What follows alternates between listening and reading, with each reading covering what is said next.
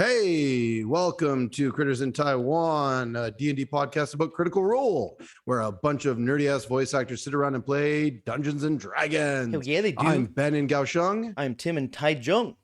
And we are the Critters in Taiwan. Today we're going to be talking about episode number 18 of Campaign 3, which is called A Hungry Jungle. A hungry jungle. Why don't you just call it a hungle? Come on.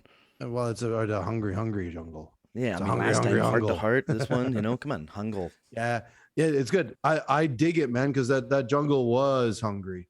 Oh, yeah, it tried to eat them good. I have some things to say about this thing. Oh, hey, we should get some stuff out of the way, though, first. Yeah, house cleaning first. Everything spoilers. If you're not caught up to date and you're watching this and you don't know what's going on, probably now's your chance to walk away. Get out of here. Seriously, it's all good. It's all cool. Come back. But get out of here right now. Yeah, go get caught up on the rest of Campaign 3 first, and maybe go do some catching up on Campaign 1 and Campaign 2, because it's only a couple of hours of viewing. EXU, maybe some Talks Machina, maybe some whatever. Yeah, because we talk about it all. I mean, we talk about everything. That's right. So we'll be talking tonight mostly about Campaign 3, Episode 18, A Hungry Jungle, but we will probably bring up some other stuff. I have a couple of things I'd like to bring up that are relevant to this newest episode. Yeah, it was a short one here. It was a short one, three and a bit hours. Yeah, relatively which short. Happens every now and then, It does. I enjoyed it right before a break too, which is kind of cool. They're taking the next week off, so we get a couple of a one shot and a double shot. Right. I mean, is it this Friday that we get the EXU? Yeah, back to back too. They're Friday, doing Saturday, like Thursday, or for us, Friday, Saturday, right? Yeah, they're doing Thursday, Friday, back to back. Damn. EXU. But we got a long EXU weekend. Primal. Maybe I could catch up. Yeah, it's a 4-day weekend. Yeah, dude. Hell yeah.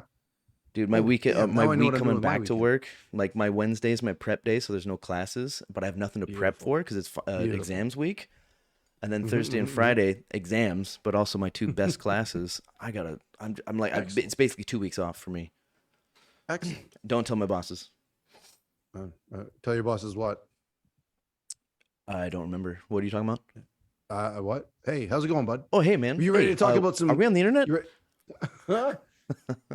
Hey, speaking of we're on the internet, let's if you're watching this and if you've stuck around this long, let's face it, you got no lives like we do. So get in touch with us. We'd like to know who you are, where you are, what you do, why you like Critical Role as much as we do, why you base a lot of your life decisions on Critical Role, or why you hate Critical Role. Tell us about that too. But it's kind of weird that you're here if you hate Critical Role. Yeah. Never mind. You're still welcome, all right. But but whatever. So one of the things that Tim and I do every week and is we do something with dice. We do a little thing called rollies. You want to get it started right away? I do. Let's start this. Too. I am behind the curve on this one. It's the die, man. Even when I played at your place, I was rolling pretty good. I missed a few things, but I was in the teens. All right, let's get started. I'm ready. First roll. Dude. No. First roll. Nat 20. I'm glad I wasted my big old nat 2 on it. I don't care. I'll take the nat 20 Today's the right day, off I the guess. I'm rolling low. Sure, no problem. So listen, I'm gonna start right at the beginning, and I think this is okay. So this episode was basically 2 parts. The first part was combat, then they took a break, and then the second part was RP when they reached the village, the hamlet. The hamlet was that the Heartmoor hamlet, right? Felt a bit bigger than a hamlet, but anyway, whatever. So me, I've told you this many times. My bread and butter of D&D is combat. I love it. Yeah. One of my favorite things to happen. And I like the RP too, but combat is just that little skosh better, and I like it. So this episode started right away, straight into combat. Travis's favorite. Roll initiative. 5 seconds. Yeah, roll initiative. Yeah, we go great. I love that energy, man. That BDE energy.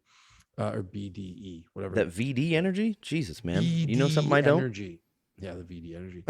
So listen, something happened that I really, really enjoyed. They get in there, they roll initiative, Matt drops down the map, but because this happened in beautiful the map. Oh, multi-tiers. All the aquarium horses, plants, all the aquarium plants. So yeah, good. the horses too. So a couple of things happen because this happens in the middle of the night, and they wake up Fern, and then she's like, "Fairies are bitches." That's like last episode. Yep. We get that whole thing that's going on where there's some of the party is sleeping, so they haven't rolled initiative yet. Some of the ones that are awake get to roll initiative. I know you're getting at. And then a really cool thing happened that I think deserves a little bit of reckoning, which is the initiative call by Matt as the party members wake up. He does this thing where they roll initiative, and as the initiative order is happening, they enter in at that point. Yeah, that was really cool. Like there was a fun thing, like, because normally what should happen, or not normally, but almost every, I'd say all the games that I've ever played, when you wake up, you roll initiative and you roll really low. You don't come in until the next round and at that initiative count. But he was playing it halfway through the round, and Orem, I think, rolled a 9, or somebody, Chetney and Fern both rolled the same. There was rollies of some kind. I forget what it was. But anyway, they did a thing. He does Chetney the was thing. low. He was like a 4 or something. Something really low. Yeah. They do the thing where they jump in to the initiative order at that point. And I thought that was a really great call. That's a fun thing to do to get everybody going. Yeah. And it turns out that they 100% needed that, because this one little fucking jungle plant, well, as he described it, gargantuan jungle plant, almost took out a couple of party members. It was close, man. Couple of roles, which I'd like to talk about later, and a little bit of interpretations of things changed it. Otherwise, they were looking at a bit of a nightmare scenario. It was looking pretty grim for a bit there. So I feel like my whole point is that the fact that I didn't realize it at the time, but as he brought those players into the initiative count, there was a reason for that. It's a fun thing to do, but there's also a big reason for it, which is, cool. I liked it. Yeah, it's great. And also it's kind of something I have written down here that it came down to Fern, she was like, "Wake up, I was wrong." Everybody. If she hadn't have done that, then that whole situation wouldn't have happened, No, they wouldn't have woken up, Absolutely. So it was totally up to her to make that call. And then Matthew was like, "Okay." And then he made the subsequent call, and it was fucking cool. Like, I'd never seen that before. I never heard it before. Again, my only experience with D&D is that one day at your table, and then the entirety of Critical Role. But that was just super cool. Like, not necessarily a rule of cool, but like just a choice by Matthew. Just like, well, you know what? Yeah. And the way he explained it right away, it was great. I loved it. Very much so. Very much so. I really like the explanation and the way it was done. And it honestly felt a little bit like this. I think it's Marisha makes the comment later on. Campaign 3 is different. Okay, no holds barred. That sort of a thing. It feels like there's a lot of truth to that going forward, and I'm hoping that there will be more events like this, because with all the homebrew and with Imogen having this slightly homebrew, Laudna being very homebrew, FCG being fully homebrewed, Ashton being the homebrewed barbarian class based on his backstory. There's a lot of homebrew going on. And then we have the what do we call it? I want to say the fuckery that happens with what's happened with Firm and Orem and Dorian with EXU, coming out of EXU, the nonsense that sort of the canon of EXU not quite meshing with the canon of Critical Role, but yet it's the same canon. So there's those sorts of things. Anyway, and more to come this weekend. And more to come. We're going to get even more to come. Yeah, exactly. And it'll be interesting to see. I have a point about that later, which I'll bring up right now, because why not? If we're going to talk about it.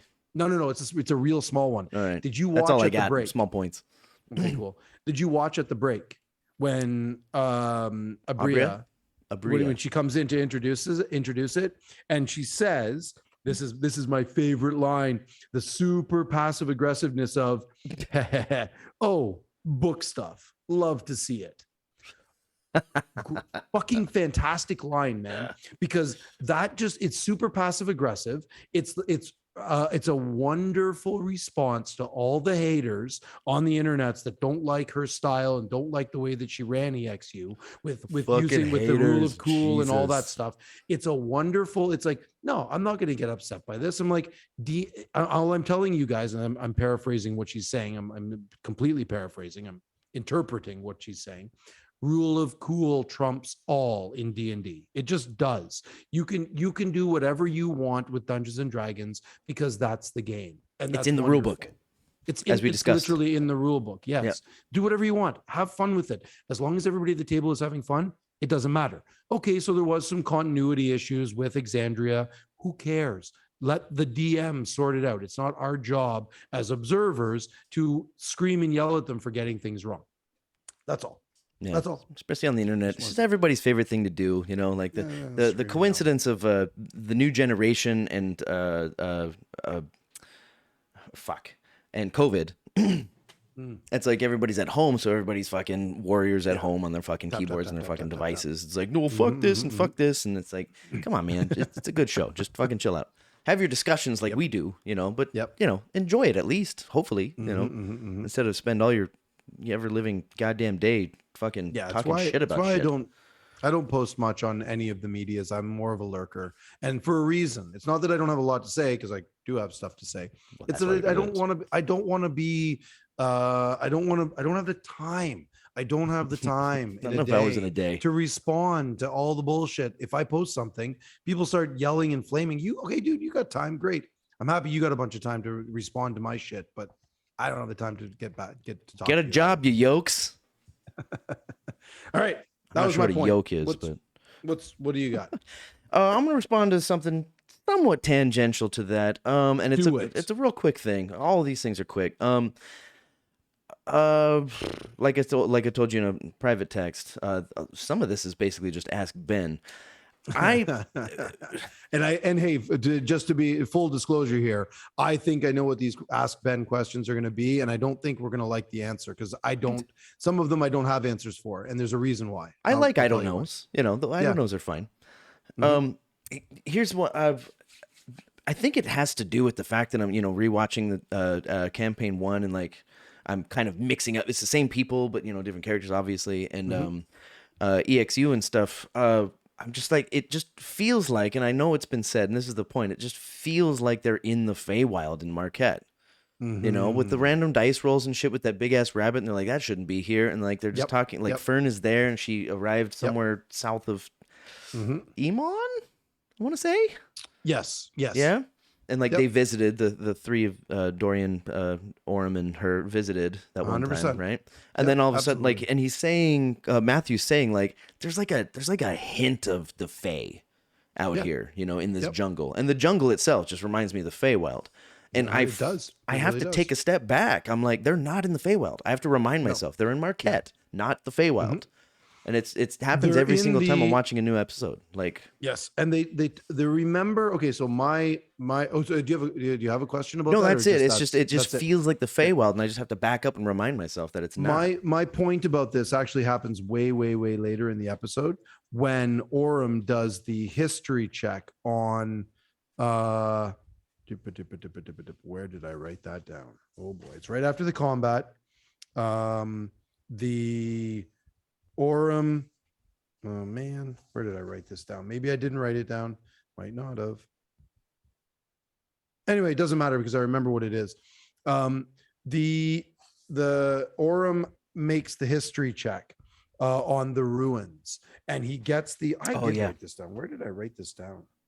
Man, because I do want to talk about this. Give me a second here. Here it is. Here, Orem gets a 26 on history of the Elvish ruins, that pillar that landed in the middle of the thing, and he gets the information from Matt. It's pre-calamity, so it's very old. And I did a little bit of looking into stuff about the battle that happened, and Matt mentions it. He's like, there was a battle of a betrayer god lands here and destroys the civilization that was here, which was the Elvish Orcish society, which is why we have those the half elf orc folk, which are the Uni, the half elf, half orc. They're Half elves and half orcs. Yeah, it's orc elf combined. Okay, so half. They're called Okay, yeah, okay. half of each. So it's part orc, part elf, and they're called the race is called Uni or Urini or something. I can't remember the exact name. I wrote it down somewhere, but it doesn't matter. That completely bypassed me.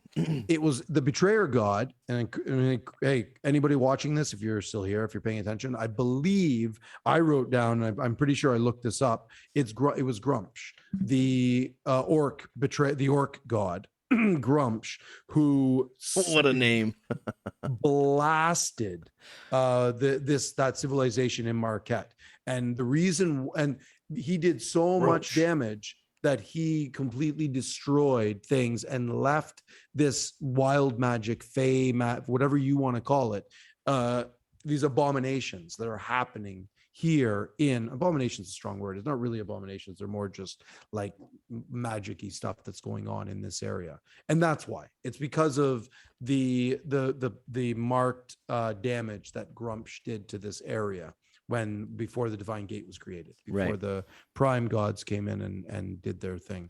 And if I remember correctly, that's where the sand is instead of jungle. Yes, that's where the big desert part, where Uncarel is. Looks like we got some video stuttering on your end. Oh, sorry about that. But the audio's coming through fine, so I guess we'll just plug through. But sure. Yeah. Hey, we'll figure it out. Bear with us, or just turn off your fucking cameras. We're extra handsome today. We're literally just having a conversation anyway. It doesn't matter. Hey, so I could probably turn some stuff off. That could be a problem. Whatever.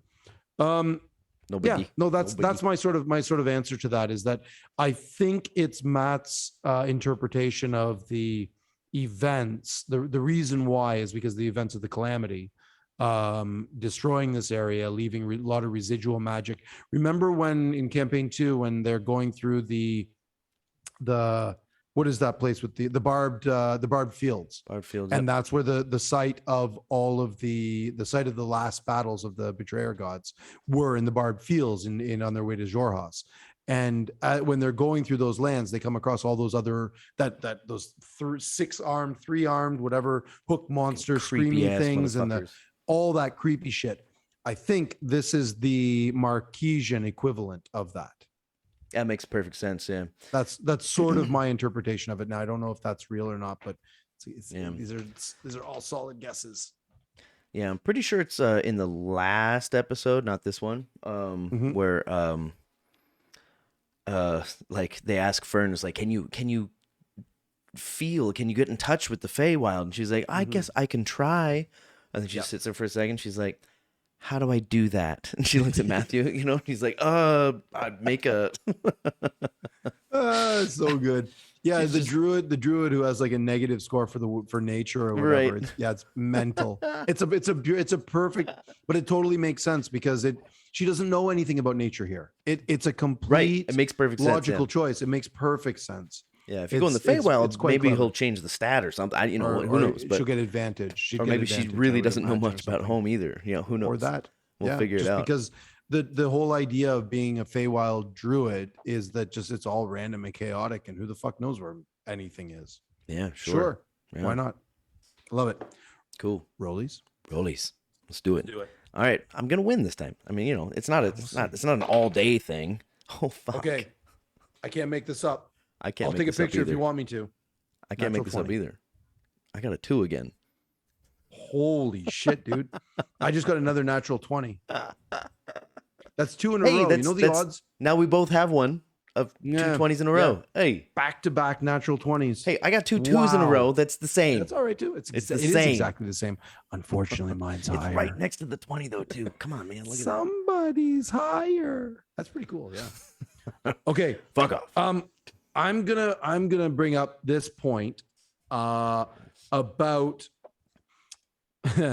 in the middle of the combat. In the middle. No, not in the middle. At 54 minutes into the episode, Imogen is like, she's standing up on that little cliff, on that little bluff, and they're fighting the beautiful map. No, beautiful map. Then Ashton has just popped out of the plant monster, whatever the hell it is, By side note, I looked it up. I have no idea what that plant monster is. No clue. Couldn't find it It's anywhere. eventually just going to be all homebrew. It's absolutely, yeah. Which it fully could be. A really cool homebrew if it is. So Imogen stands up on the thing and says, I'm going to use a sorcery point to split catapult. And Matt's like, the you twin cast you or mean something? you're going to twin it. You're going to twin the spell.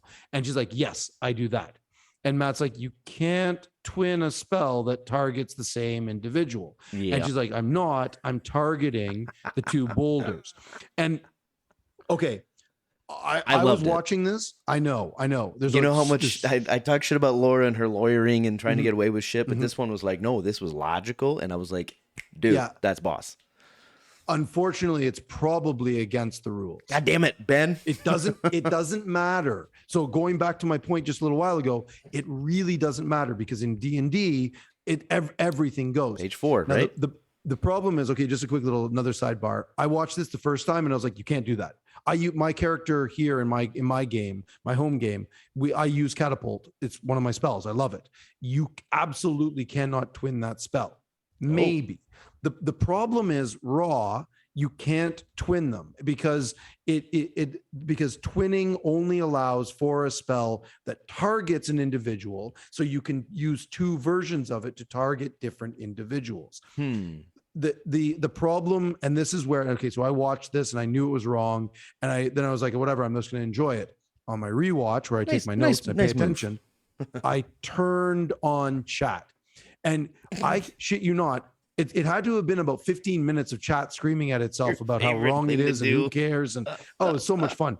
It was so much fun to watch because all of the nerds started screaming that it's illegal. And then all of the cool people, rule of cool people are like, no, it's fine. It's interpretation. You do whatever you want. There is a point, and this is really where my point is, that Matt has to be really careful of this slippery slope. And I hope he's aware of it because twinning spells can have devastating effects. There's a reason why. Okay, so this comes up all the time. It's called raw versus rye, and it's rules as written, raw, versus rules as intended, RAI. Okay. And the developers, when they build these spells or build these rules, they write down the rules for them. But oftentimes they get the wording. The wording can be poorly chosen. So the wording can be a little bit, you're not quite sure what the rule actually means, and situations arise. English and ain't then perfect. often, that's why we have lawyers. Exactly. And then often what happens is guys like Jeremy Crawford go on Twitter to clarify, well, actually raw, it is this, but we meant it like this. So here's their errata. Raw rule. Okay. This was the rule as intended. This one, there is no raw versus rules as written versus raw as rules as intended. They fully meant it that it couldn't. Blah, blah, blah, blah. Yeah, I know. They fully meant it that you couldn't do this because otherwise you could twin a spell like Fireball. You could twin a spell like, I don't know, like Stinking Cloud, or you could twin a spell that has a massive area of effect, and it would change the game completely. It's not a good look. So catapult, yes, if you twin it, they would make, so catapult's very simple. You're never targeting anybody. All you're doing is you're throwing objects in a straight line. And if it hits something in that straight line, fantastic. They make a dexterity save to see if they get hit or don't. So I don't remember exactly if Matt made 2 saving throws for the creature or not, but he should have.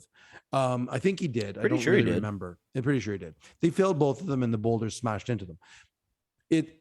Breaking it all down and doing them back to the envelope math, it's only slightly more powerful twinning it, and twinning it costs a sorcerer point anyway. So it's not really that big of a deal. The problem is that catapult is a first level spell. And that's where it becomes slightly overpowered. Right. Only slightly, but not by a lot. The problem is it's a slippery slope. If he decides to go forward by letting Imogen spend these sorcerer points this way, it's going to get dicey. He's going to have to make some calls, I think. Yeah. I think he's aware of it. I think he is. But in that moment, he wasn't aware of it because he did look it up and then he let Laura talk him into it. So there is a little bit of beware there, I think. That's all. Yeah. Yeah, I do have a lot of trust in them, and when I talk to you is when I learn about this kind of shit, where it's like I loved it in the moment because it was like it seemed like it was a very logical thing to do.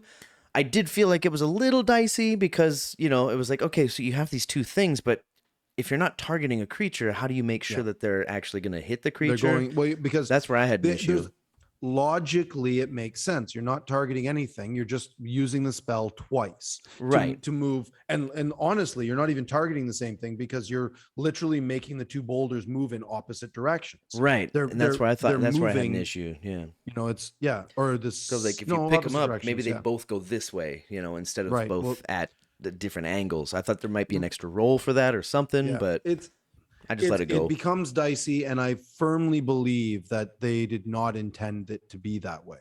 They intended twinning spells to be for something different than that, not to be. But again, like who knows? It's I don't know much about it, obviously. But yeah, I mean, it's a very buyer beware sort of thing, because if Imogen or if Laura gets comfortable with doing this as Imogen, Matt's going to have some problems on his hands, especially in the higher levels. Right. Although in the higher levels, she's going to probably won't be using catapult anyway. She'll be using different spells. There's much more powerful ones, which also runs a danger of her twinning those more powerful spells. Things might get dicey. We'll see. Keep a finger on the pulse, Matthew. I know you're watching. Yep. Yep. Yeah, that's my point. So I just real quickly, it's a first level spell, and it does 5d8, which is 10d8, which is 27 plus 32, which is 59 points of damage. It's a huge chunk of damage, 59 hit points, for a cost of a sorcerer point and a first level spell. It's a lot at these low levels. Yeah, that's pretty big. Yeah. In response to that, another thing here, it happened a few times. This is one example that you just mentioned, is like the whole, if you don't ask, you won't receive kind of thing, like not necessarily the squeaky wheel gets the grease. It's not challenging the DM. It's like Fern, she's just like, she said, I'm going to yell out. And then people woke up, and then he was like, yeah, sure, I'm going to give you initiative on this. Right. And in this case, she's like, well, can I actually just target the two things instead of the creature? And he's like, all right, And then later on in the episode, Ladna. What was that for? What was she targeting two of? The boulders. Oh, Imogen. Did I say that wrong? I thought you were talking about Fern. Yeah. It's all good. Oh, no, yeah, I skipped characters there. Okay. At one point, gotcha. Fuck, I didn't write down what it was, but I'm pretty sure it was Ladna. She asked for something, and if she didn't ask for it, the DM would have just been like, no. It was something in combat, and I don't remember what the fuck it was. God damn it, I didn't write that down. I just figured I'd remember it. Anyway, one thing I like about that is that I'm a video gamer. I'm not much of a tabletop gamer. I mean, just because I just don't have the time, and I don't have the people. Not that I don't have the time. I would make the time for it, but I play video games all the time, and there's none of that. You can't ask the game to do something, and then maybe they'll consider it. You know what I mean? There's that human element that's just wonderful in tabletop. Video games don't have it, and it's not challenging the DM, but that's one of the reasons I love watching this show, among others. It's like, if I do this... Oh, I remember what it was. Ladna was in the plant beast, and it was like, oh, contested strength check, and she would have been like, all right, fuck. But no, she was like, can I try to find that little slit that he came out of? Right. And he's like, okay, instead of strength, I'll give you athletics or acrobatics instead. Right. If she didn't ask, she'd be fucked with the strength thing, because I don't think her strength it's no more than Vex's. I don't think. It's like 6 or something. It's like it's lower than Vex's, perhaps. Yeah, she's a piece of paper, like she said later. Yes. Yeah. But she asked, and that's one of those person things. That's a human element to this game. I just fucking love it, man. That's why I tune in all the time. Yeah, 100%. It's the joy. It's one of the, listen, you're hitting you're walking into the whole idea of why D&D has lasted for so long. The best game in the world. Conversations. Not the best game, but it's there's a reason why it's lasted for 50 years now. I may disagree. I think it might be the best game. Yeah, okay. Sure. I mean, people who play backgammon or chess would argue with you, but it's all good. You know, backgammon is the Their oldest opinions board don't game in the matter. world, eh? Yeah. Anyway, Back to the die. Back to the dice. I All got right, let's another do this. I got another nat 20 in the chamber. Yeah, we'll see. If Here's it another two. actually does roll another nat 20, I'm taking a picture of it because that's insanity. Or I'll get this dice checked. But no, this dice has been rolling shit. This is the same dice. All right, I did pretty good this time. Got me a 16. I got a 14. All right, see, I'm back in the form.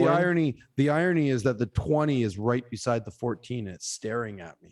Yeah, It's slightly cocked. It's just looking at you like could have been 3 in a row. could have been 3, dumbass. Could have been 3. That would have been 5 of the same rolls. Would have been amazing. All right, What what you you got got here? Ladna and FCG's homebrews. They both had big reveals this time around. Yeah. Which was kind of sweet, and this is kind of one of my Ask Ben kind of things. So the big one for me for Ladna was when she went unconscious and she was doing death saves.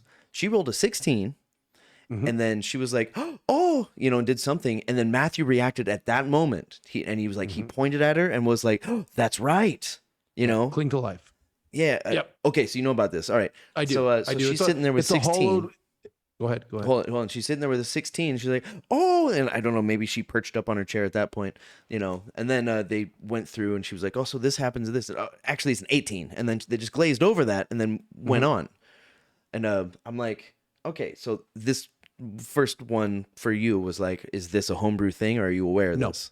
Oh, I mean, it is homebrewed, but it's a it's not unknown homebrew like some of the other stuff is. Okay. The Laudna Like is a Blood Hunter hollow class, people know about it. Yeah, which is it's Exandria stuff. So remember Jumanji Costco? Yeah. He was also a hollow one. Okay. That's why he had that Laudna little... is he glowed when Caduceus cast Loosely, Detect Undead or whatever. It's like a very faint undead coming from right there at Mr. Board Games bulk buy store. So Laudna is also a hollow one. And one of the things that hollow ones get is that when they go down to 0 hit points, there is a 25% chance that it's called cling to life, that they pop back up to 1 hit point. So again. 15 to 20 or 16 to 20. Yeah. Well, say, 16 to 20. Yes. Right. Including 1. 15, 25% chance. Yep. Right. So she just got it. Yeah, she did. Well, but then she clarified that it was an 18, which is why the 16 would have been the right on the cusp. That's the thing. Did she read the die wrong, or was it a +2 to a fucking death save? It's a straight death save. You don't. So she just read it wrong at all. I mean, because I'm pretty sure they're using very similar die to this one. I think they're using very different dice. So we've had this conversation right. This is a long time ago. they use all different fucking kinds of dice, man. You see those giant big fist-sized D6s that Taliesin rolls with? It's fucking nonsense things. Have you seen those big red die 6s? They're like 2 inches. They're monster die 6s. No, again, I'm watching in my pocket most of the time. I'm watching with my ears, except for the second playthrough. There is a weird thing that happens in that moment, though, where she does the cling to life thing, where she's in the belly of the beast and she takes acid damage. Yeah. So this is where it gets really persnickety. This is where it gets really persnickety. Death saves happen at the beginning of your turn. Acid damage happens at the beginning of your turn. Which one is the beginning of the turn? Right. Which one happens first? Right. So she takes acid damage, which triggers deaths, which drops her down to 0, which triggers and Matt's like, well, it's the beginning of your turn, so you're going to roll a death save. Technically, it's not the beginning of her turn because the beginning of her turn, she took acid damage. Yeah. If it was the beginning of her turn, then she could have done something, but she didn't. So it's one of those things where it all kind of it worked out okay, but it was an error by Matt. It was one of those, and again, it's just one of those things where you're in the heat of the moment, you're trying to play things out, and it works out just fine, and it's great. But if she had rolled, say, a nat 1 and failed 2 death saving throws, this battle could have been a lot different. It had a very, very drastically different result. It didn't, so it's okay. I was I don't half know. expecting it. I'm still half expecting a death I pretty know. soon, you I know. know. I know. Well, Not that would have not been a really really hoping, but I'm kind of hoping, if that makes sense. that would have been a really shitty way for that first death to have happened because it would have been a The real mistake. first death, yeah. The real first death. It would have been a mistake because she shouldn't have rolled death saves because that she wasn't the beginning of her turn. She took damage, which dropped her to 0. So she doesn't make death saves until the next turn. Right. A lot of Yeah. things can happen in between that time. And So also, yeah, there's like 5-6 other turns to go. and then next turn, Laura was like, but it's an auto crit. And it's like, and she's just dead now, you know. And it's like, no, melee attacks. That's another thing that Matt made a mistake on is those auto crits. Now, again, actually, no, let me clarify that. Not a mistake. He said that they get when they succumb to the fairy, the lures, the lure, The lure. the pulse, the boom, that pulse, they black out, and then they mindlessly walk towards the plant, and then the plant attacks them, and it's a critical hit. Not the definition of how critical hits work raw, but he probably had in mind that that's how these critical hits would work, because there's the difference between like incapacitated versus stunned versus paralyzed versus Grappled. unconscious versus grappled, all of these conditions in D&D. And the one that he said Restrained. doesn't provoke critical hits, auto crits. They don't provoke auto crits, or initiate auto crits, whatever the fuck you call it. He could have So massaged it, you know, as he says later in the episode. He's like, hey, look at this, man. Legendary actions doesn't mean it's a legendary creature. I'm just saying, one thing's fighting 7 people, all right? So I buff it sometimes, all right? So let's move on. Yes. I love that moment where he explained that when they all freaked out. They're like, whoa, wait a minute. Legendary. Stop. Legendary. And Matt's like, okay, hang on. Let me drop some knowledge on you, what it's like to play one person against all you motherfuckers. That's basically what he was doing. It made me laugh because my guys, when one of my first big scary battles they had with the vampire spawn, and I pulled out legendary actions on them. Right. But I didn't call them legendary actions. I just said, you notice that this creature is moving at an extraordinary speed, and at the end of your turn, it does this. And I didn't call it a legendary action. A, because they're newbies and it wouldn't have made any difference. And B, I felt that flavor-wise, it kind of would scare them even more. And I was right. It fucking terrified them. Critical Role, the cast, are way more experienced. So when Matt's explaining things a lot more mechanic wise, because they know that, and it's part of the game. It's fun. So yeah. Anyway, was that mine or yours? That was mine. Oh, I think it's you won, so I believe it's my turn. Yeah, you come back at me, bro. I was gonna throw out the legendary actions thing, but I'm not going to do that anymore. Instead, I'm down to 2 left, man. This might be a pretty short one. Cool. I'm good with that. I only got a couple more too. I want to just drop at the end of the it's when Laudna is swallowed and she's doing the cling to life stuff and all of that. It's right after when she's like, she goes down to 0 hit points, then comes back up. Somebody says, "Oh, did you see Whitestone Andy when you when you were unconscious? He flashed Pretty before sure your that eyes." was Sam. Yeah. This is by far and away one of the funniest, quickest, cleverest jokes I've ever heard, and it killed me. I was in tears. I was laughing so hard, and not even just laughing really hard, but I was genuinely impressed for Liam's joke, because Laura says, and I wrote this all down, so bear with me. Laura says, "Oh yeah, did you guys see Whitestone Andy's cameo in Legend of Vox Machina?" Oh, yeah. Liam, deadpan, right away, without hesitation. Yeah, he was the next rope over. Fucking genius. Next man. rope over. What am I missing? Yeah, because Laudna was Vax, hanging from the tree. Oh, and fuck. Whitestone That's Andy why was it didn't Vax. click with me. I'm like, next rope over. I'm thinking about this thing with ropey arms. I'm like, huh. So I just missed it both those times. Oh, did you fuck. guys see Whitestone Andy's cameo in Legend of Vox Machina? And Liam's like, yeah, he was the next rope over. And Laura full on slaps Will Smith on Chris Rock, slaps him. Fucking brilliant, man. Just, it was great. Damn, that's Great. fast, dude. Oh, That's it was so one of the reasons quick. I missed it. Jesus. It was, this was Sam Riegel level of quickness. Like I was like, wow, Liam. Yeah. Fucking stellar. He's learning from the best, Stellar. you know? Yeah, for You know? real. Spouses, they learn a lot from each other. Mm. Damn. Tasty. Yeah, because Whitestone Andy was out after Legend of Vox Machina, right? Oh, way after. Yeah, way after. Because this is campaign 3. Yeah. Yes. Yeah, Whitestone Andy was So it's just just a nice hey, little I'm joke. Whitestone Andy. Hey, I'm Hey, Whitestone hey. Andy. How you doing? I'm walking here. It's like Johnny New York over there. And like whatever Let's do some fucking rollies. he will not want to be named. He said something Craghammer, and you're like, what are you doing? All right, rollies. Down to a Holy fuck. 6, yo. Come on. Really? Nah. Fuck off. You got 3 and 1. God damn it. There's a wreck. Nat 20.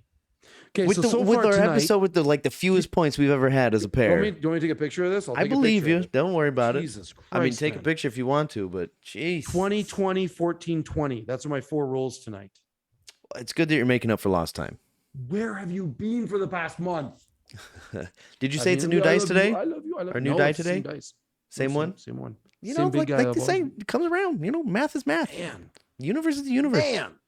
3 natural 20s. Jeez. Okay. Yeah, I don't have a okay, so I got a little this, quickies, you know. I got a bunch of stuff to say about the first half, the combat stuff, but I'm going to jump back to the end. I'm feeling on the road as they're sort of walking. They're nearly at the Heartmoor. They get to they get into the Boglands, as Matt, which is felt like it was an interesting little nod to Matt's childhood, where he grew up in Florida. A nice little nod to the Everglades, where it felt very much like the Everglades. He was, excuse me, the way he was describing it. As they were going, I don't really have anything specific, but there's been a couple of moments over the past few episodes where I'm starting to feel like a weird conflict brewing between Chetney and FCG. Huh. I noticed it that every once in a while when Chetney says something as a typical grumpy old man, sort of a little bit chaotic, a little bit maybe on the morally dubious, ethically odd sort of way that he looks at life, that I've seen when he makes these comments, Sam very sharply turns and looks at Travis. And and it's like he's about to say something, but he doesn't know what to say. And I think it's because they're very, very deep in their characters at that point. And FCG doesn't like the way that Chetney views some things, the morals and the ethics of some situations. And I can feel this sort of a thing. And there's a moment, I don't remember exactly where it is. It's as they're approaching the Heartmoor. That's juicy. Where Sam, where Chetney says something, and it's right before they meet the other group that follows them into the hamlet, with the Furbolg and the Dragonborn and those guys. They right before that, Chetney says something about I remember what it is now. They pass a group, and Chetney's FCG says the lures, the fairies aren't real. And Chetney's like, yeah, that's good. Leave it. Got to leave some mystery to it. Can't help them all the way. And Sam really sharply, quickly looks, and I could see the wheels turning in his head going, yeah, you do have to tell them everything. You have to make sure that people survive. I'm guessing that's what I was sort of picking out of that, because it tracks with him being a lawful good character. Yeah. And Chetney clearly not being lawful good at all. So I have this feeling there is a weird little conflict coming up between these two. There will be a reckoning, I think, of sorts. But we all know that Sam's versions of reckoning are going to be clever, and Travis's is going to be probably very blunt and Especially with these two and characters. especially with these two characters. Yeah. Interesting. Yeah. See, that's something I miss from, listening from my pocket. But like, no excuse at the gym. I'm watching it on, when I'm doing my exercises, but that's the first half. The second half is in my pocket when I'm walking home and shit. Right. Right. Huh. Yeah. I'm looking forward to that now. Fuck. See, that's why we do this. That's why we do this. Yeah. I just sort of felt it. I saw it and I was like, oh, that's when he looked at him. I'm like, oh, I've seen Sam look at Travis that way. I've seen him glance at him when Chetney says something. So I'm like, there is something going on there. And I think Sam is sort of taking mental inventory, putting it away and holding on to these things to maybe not. Maybe he's just sort of reacting to something, and who knows.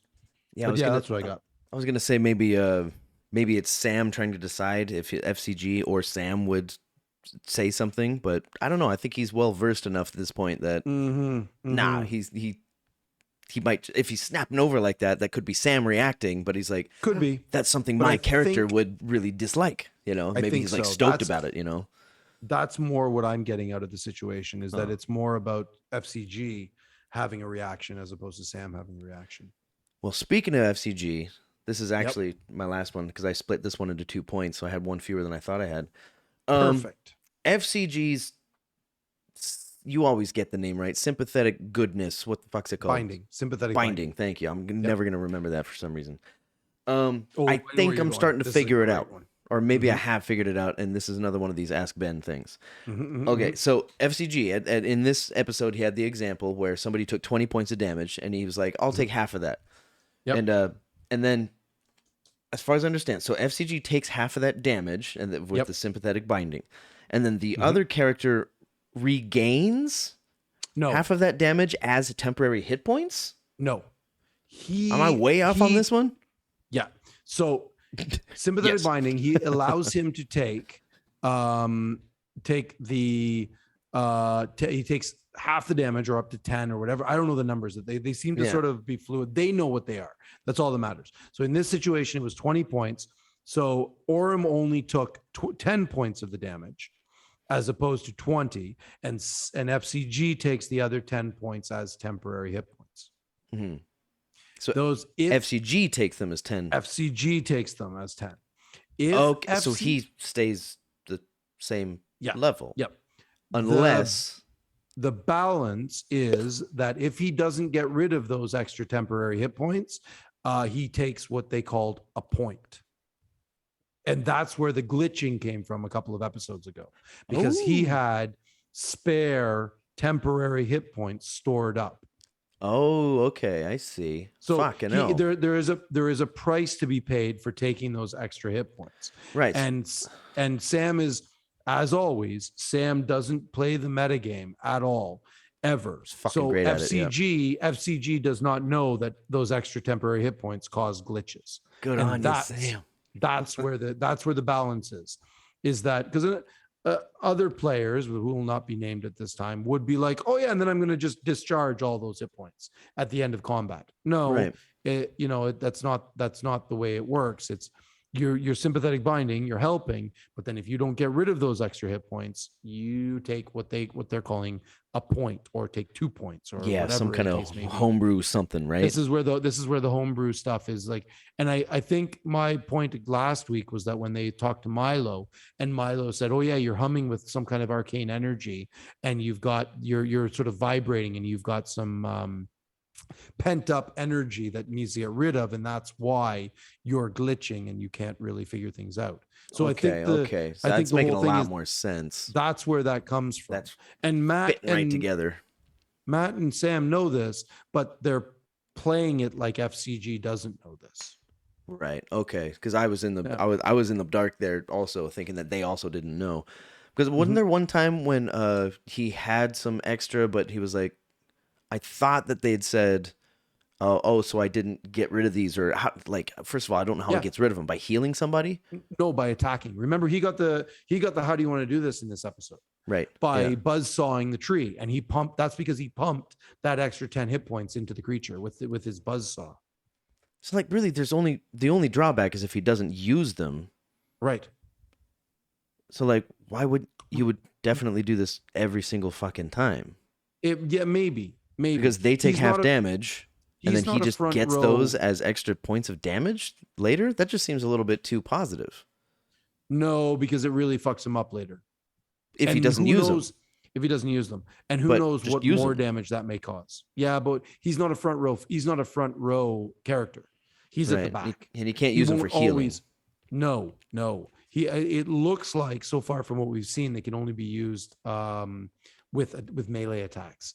That may change. That may Which, change. He might actually use them for something else. well, for good for him spells getting or the whatever. fucking, you know, like Yeah. a free I action. think That's I killer. think that's the method. That's the method for that, is that he needed that so he could actually get rid of those temporary hit points a Right. lot Maybe easier. that's what Matthew was doing there. He's Right. like, well, I Right. could do this for you. Yeah. And that's a Here's the related. And I here's the wasn't picking up mechanic. on that.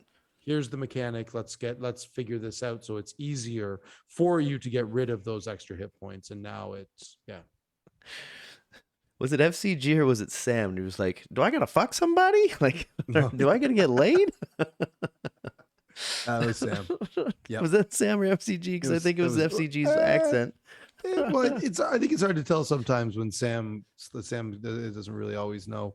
Yeah. Well, thanks for clearing that up. Shit, that makes a lot more sense. Yeah, Still well, it's seems sort a of little bit positive, again too positive, but again, I'm not 100% about this, but I have a feeling that's what it means.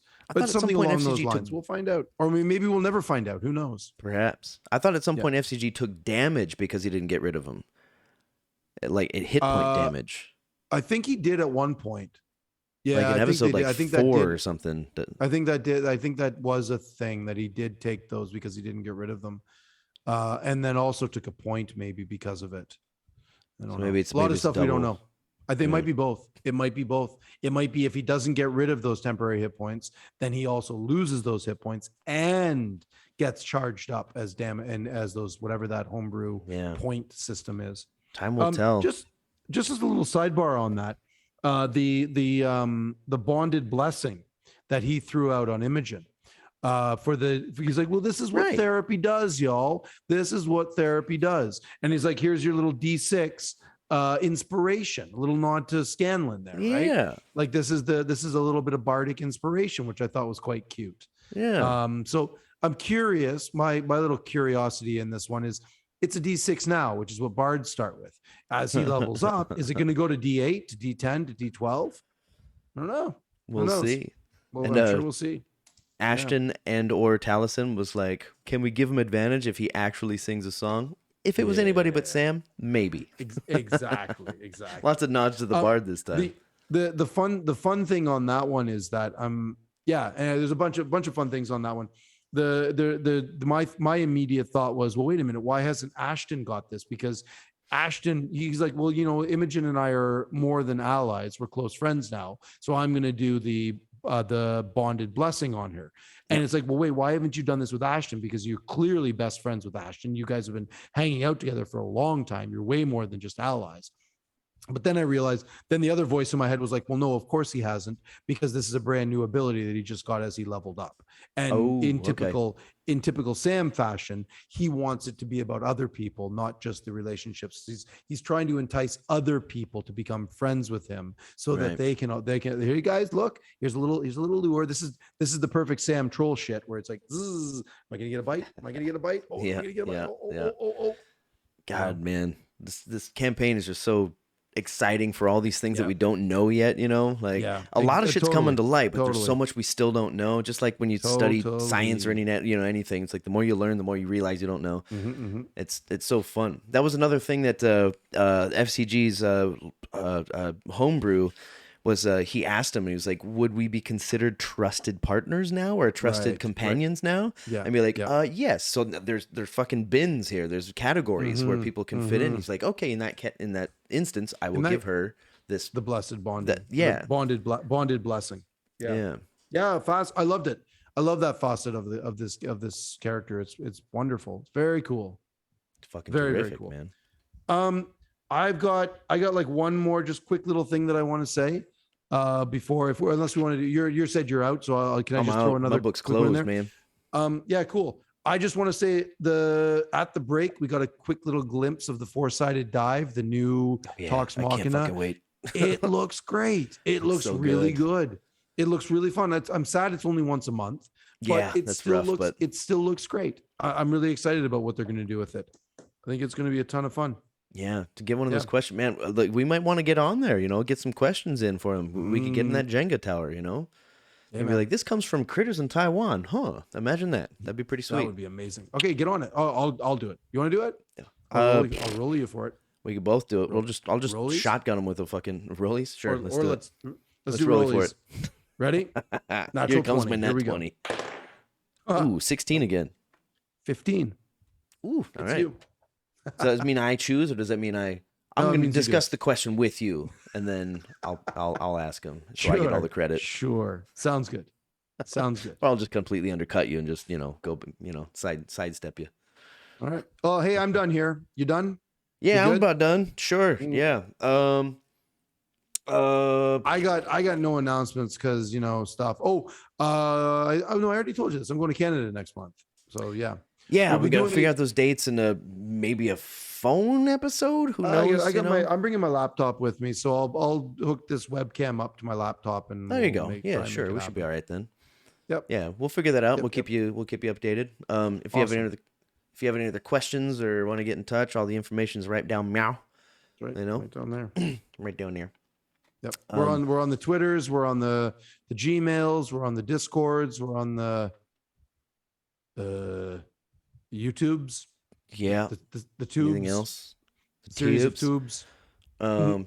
Yeah, actually on the April 12th, I might not be available, so just letting you know, Okay. and you, Ben, and whoever else. But Well, we'll see how I that leave on the happens. 15th, so the next we'll see how the timeline works out. I'm going back to the motherland on the 15th for a visit for a Yeah. few weeks, month maybe. I'm not sure yet. Yeah, make it a month, man. Make it worth it. Who knows? Well, the as you're not quarantine losing might too make much. it more than a month, so we'll see. Fucking hell. Yep. Yep. Unless they lax by then. All right. Hopefully. Well, if that's it, then I'm pretty sure Lacey might like a little walk. Yeah. She hasn't I been know on the she couch will. the whole time.